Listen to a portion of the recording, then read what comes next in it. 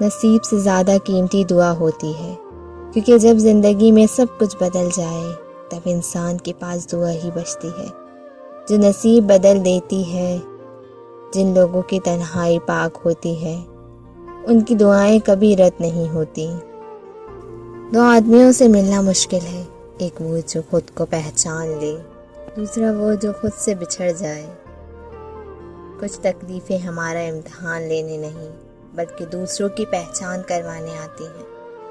انسان بزدل اتنا ہے کہ خواب و خوابوں میں بھی ڈر جاتا ہے، اور بے وقوف اتنا ہے کہ جاگتے میں بھی اپنے رب سے نہیں ڈرتا۔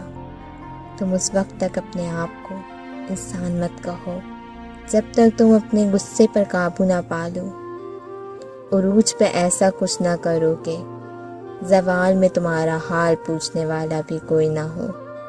جس نے آپ کو اوپر بڑھنے میں مدد کی ہے اس کو توڑنے کی کبھی بھی کوشش مت کرنا، کیونکہ واپسی اترنے میں تمہیں اس کی سخت ضرورت پڑے گی۔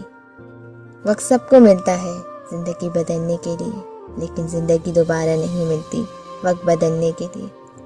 علم و حکمت دو چیزیں ہیں جو انسان کو کبھی بوڑھا نہیں ہونے دیتی، کیونکہ علم سے انسان اپنے آپ کو جانتا ہے اور حکمت سے انسان تمام بیماریوں سے بچتا ہے۔